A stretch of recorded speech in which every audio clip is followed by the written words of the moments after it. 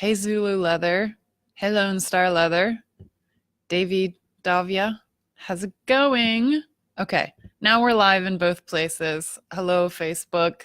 Sorry for the malfunction there. Hello, Instagram. And what I want to do right now is just also go ahead and share this quick little video into the Leather Tamers, the Facebook group. If you are not a part of the Facebook group yet, I would suggest that you join us because it's a really fun group. Hundreds of other leather crafters just like you. Some trying to start a business, some not, some just doing it for a hobby, and that is totally fine. But yeah, hop over to the Leather Tamers and join us. Hi, Don. Hi, Carmen. Hey, Ugly Mug Designs. How's it going? Okay, so for those of you who don't know me, I know a lot of you, I recognize a lot of your names, so thank you for joining me today. But for those of you who aren't familiar with me, my name is Mary and I run the website, The Leather Beast. And what I do is, it's kind of funny because what I do is I help leathersmiths and leather workers build profitable handmade leather businesses. So this is kind of funny because of the title, right? But don't let that throw you off. I'm going to get more into that in a second.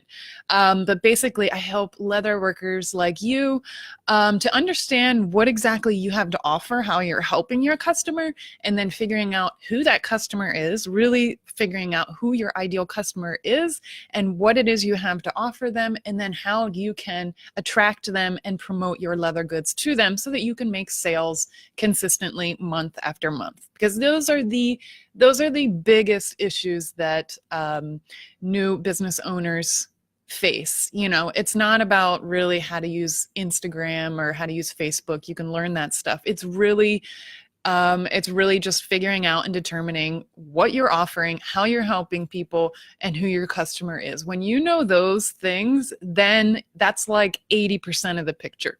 So that's what I help people do. I do that by obsessing over social media techniques and how to build a community of followers, getting traffic to your website, and I create a lot of free content.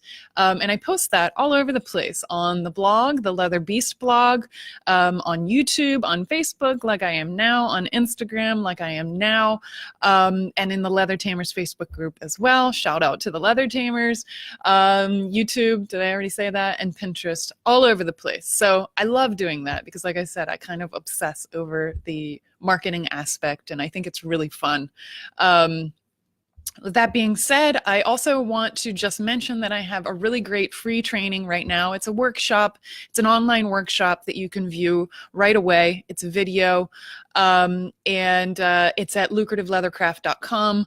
The link should be in the profile or anywhere around this video, depending on where you're watching it right now. If you're watching it on the replay, it should be in the video description. But just head over to lucrativeleathercraft.com and you can sign up there to see how I'm making an income in my leather business right now.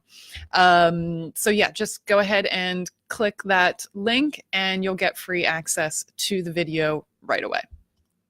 So let's get into the topic of what I'm talking about today. So a couple weeks ago, maybe like 3 weeks ago, I was in one of the many Facebook groups relating to helping other makers and crafters start a small business, how to market it and promote it. I'm in like a ton of those Facebook groups. And so I was in this one particular Facebook group and someone had posted this article. And the article was titled, "The Modern Trap of Turning Hobbies into Hustles."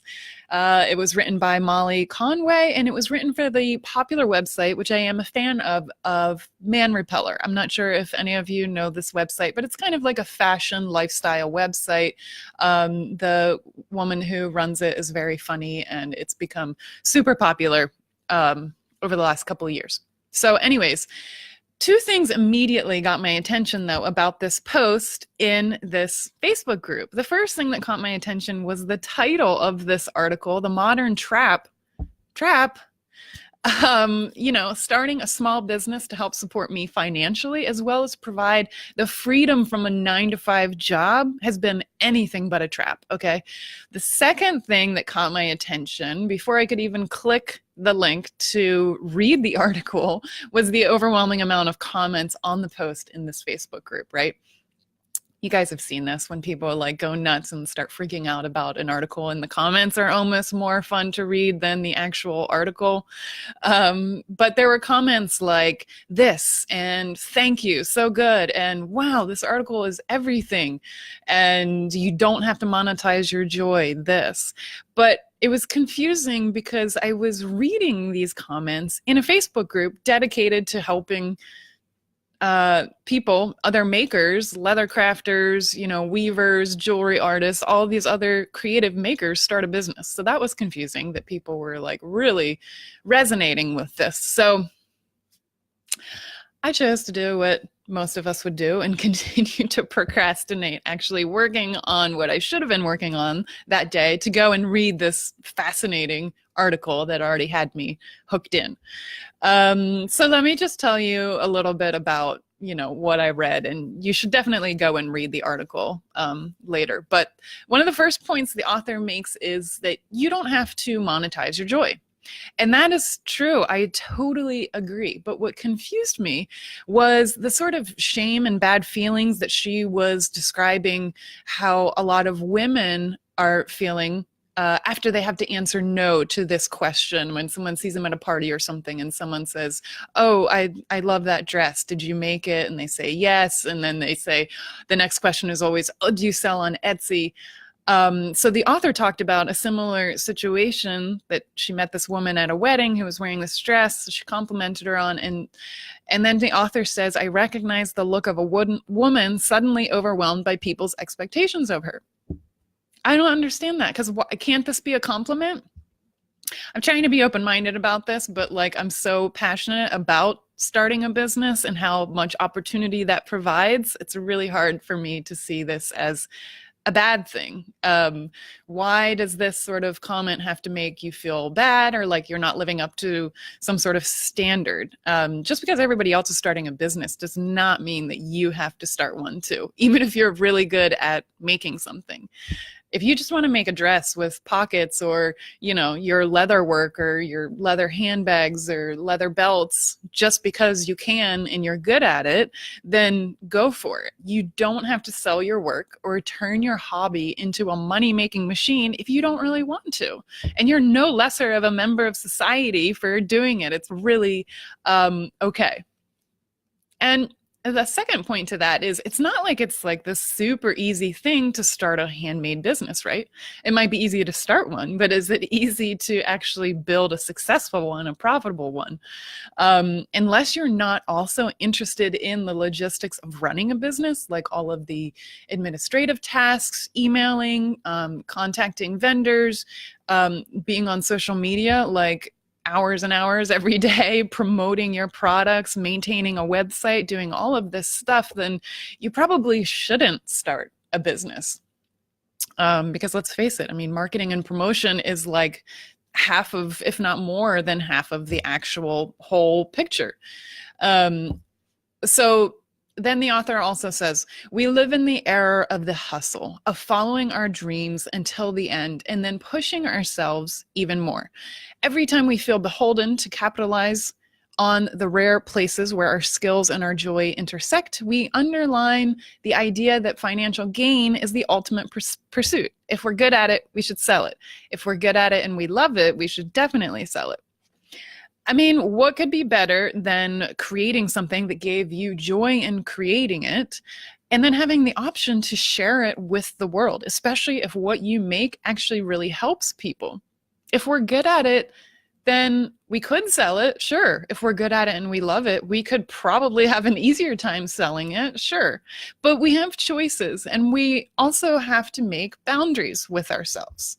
We don't have to sell our joy, and I don't think we should. I know a lot of creatives that actually create a product line related to their art or craft to sell, and they save what actually brings them the most creative joy for themselves, right? So If you're someone who likes to tool belts or bags or something, that's a really time consuming thing to do in leather work. So I know some people that they don't really sell that part of it because that's what really brings them joy. And if they were trying to make a really successful business out of it, it would be hard to scale. So they actually create a separate leather product line and they use that as their money that's coming in and kind of save the artistic part, the part that brings them the most joy for very select orders. Maybe they do a couple custom orders here and there, but you see what I'm saying? They don't, make their hobby lose all of the joy that it brings them just because they're trying to make money. Not saying that that's what you have to do, but I know some people do that. I also know some creatives that discover how much they actually love running a small business and the flexibility of making their own decisions, that it becomes something that brings them even more joy than the craft itself. It opens up a whole new world about this. So there are so many ways to monetize a hobby or your talent without having to sacrifice your joy and your values.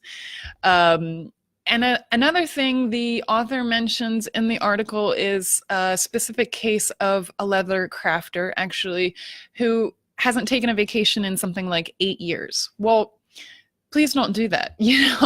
I talk about planning out your business dream in Lucrative Leathercraft, my program for leathersmiths that want to create a profitable and successful business.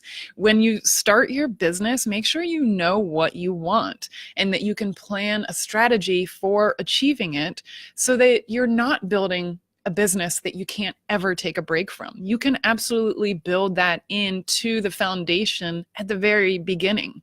It doesn't have to be this thing where if you're not working on it, then you're like failing or it's not going to be a success. So make sure that you have these things built in your planning and you're using strategy. The last thing I'm going to say is that there are a couple of other things that I wrote in the article, but you can monetize your hobby if you want to, but don't do it if you feel, just because you feel an overwhelming sense of pressure to do it. And if you do decide to create a business, make sure you're taking time to create something that can genuinely help people. So a hot dress with pockets totally counts. Design your dream business that you can run easily by building into it time to take away from the business, vacation time, set hours. If you have kids and you can only work between the hours of 10 and 3, you can build a business on that. There are people that are building a business on working only 1 hour a day. It's totally up to you and how you strategize your entire business and how you really plan it out and map it out and be efficient with your time. Because otherwise, what's the point? You might as well go back to a 9-to-5 where you're chained to a desk and, you're just working for somebody else if you're just going to be constantly working on your business. So as a woman and a maker who sells her work, I really felt compelled to respond to this article. And I would take a comment from anyone. If someone said to me, "Do you sell that on Etsy? That's so cool." I would take that as a huge compliment any day of the week over making me feel bad. So I want to ask you guys, how would you feel if someone asked you, do you sell on Etsy or online or wherever? Are you currently running a business of your dreams? And has starting a business from your hobby and turning it into a hustle opened doors for you? Has it opened opportunities for you? I am willing to wager that it has, as I know it has for me. And if you're someone who's thinking like, no, I haven't, but I've been thinking about starting a business, I'm just not sure where to start, go to lucrativeleathercraft.com, watch my free training. It'll show you exactly how I am making an income in my own leather business. I talk about how to know what you're offering to your customer, how to know who your customer is, and how to promote your products to your customer, all in that video. And it's really a great video.